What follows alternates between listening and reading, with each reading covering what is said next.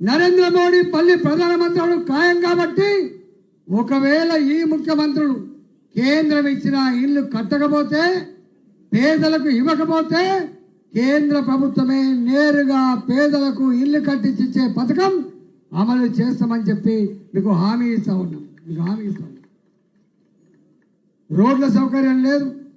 ఈ కాలనీలు అంటేనో 40 ఏళ్ల క్రితం 50 ఏళ్ల క్రితం కన్న తల్లిదండ్రులను వదిలిపెట్టి, కన్న గ్రామాన్ని వదిలిపెట్టి పుట్ట చేతి పట్టుకొని వచ్చి కూలి చేసి నాలి చేసి ఇట్లాంటి ఇల్లు కట్టుకున్నారు.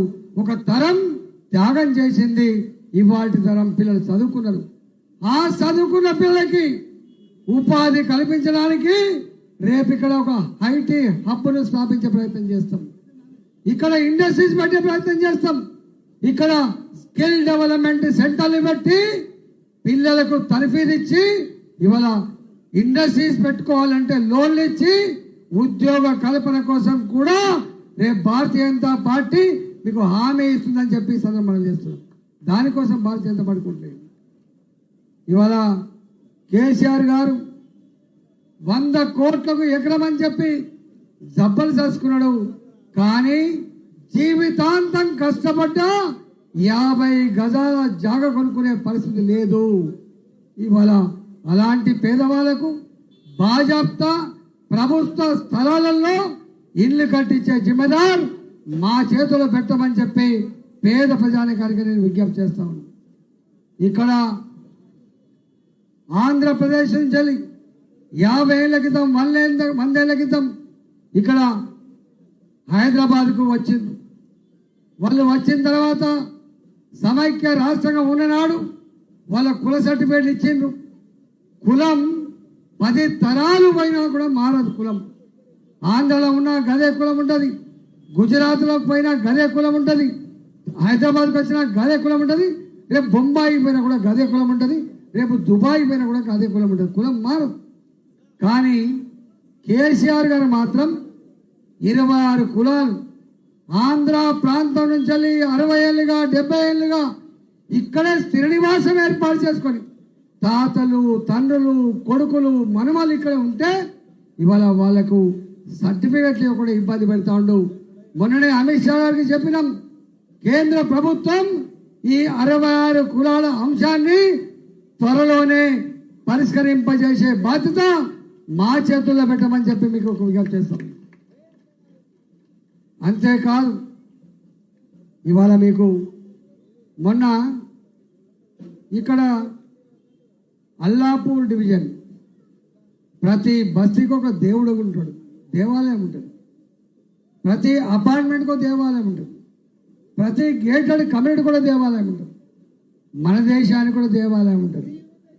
రాముని ఆలయం దేశానికి సంబంధించిన దేవాలయం, ఆంజనేయ స్వామి ఆలయం, శంకరుడిని ఆలయం, అదే కృష్ణుని ఆలయం.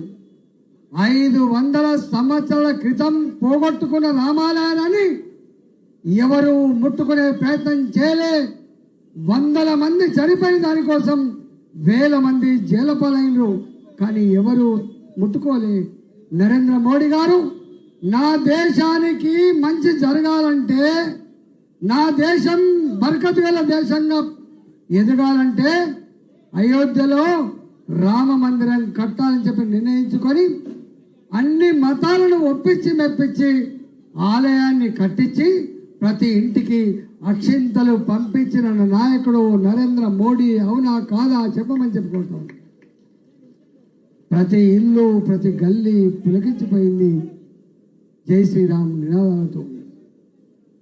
జమ్మూ అండ్ కాశ్మీర్ అది భారత్లో భాగం. అది కానీ నిత్యం బుల్లెట్ల గాయాలు అక్కడ, నిత్యం బాంబుల మోతలు అక్కడ. అనేక మంది సామాన్యులు చనిపోయినరు, అనేక మంది సైనికులు చనిపోయినరు. కానీ దానికి పరిష్కారం ఎవరు చెప్పలే. కానీ మన మోడీ గారు జమ్మూ అండ్ కాశ్మీర్లో 370 ఆర్టికల్ రద్దు చేసి జమ్మూ అండ్ కాశ్మీర్ వైపు ఎవడు కన్నెత్తి చూడద్దు, ఇది భారత్లో భాగమే అని చెప్పి ఇవాళ అక్కడ కూడా స్వేచ్ఛగా బతికే స్వతంత్రం వచ్చింది.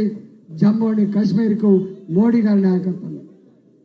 నేను మిమ్మల్ని అడుగుతా ఉన్నా, మీకు తెలుసు 20 ఏళ్ల క్రితం 15 ఏళ్ల క్రితం ఇదే హైదరాబాద్లో సాయిబాబా గుడికి పోయి పూజ చేసుకొని బయటకు వస్తే బాంబులు పేలినాయి, అమాయకులు చచ్చిపోయింది. ఇప్పటికీ చేతులు లేని కాళ్ళు లేని వాళ్ళు దర్శనం ఇస్తారు. అక్కడ దిల్సుఖ్నగర్ బాంబులు పేలలేదా? ఇవాళ గోకుల్ చాట్ దగ్గర బాంబులు పేలినాయి.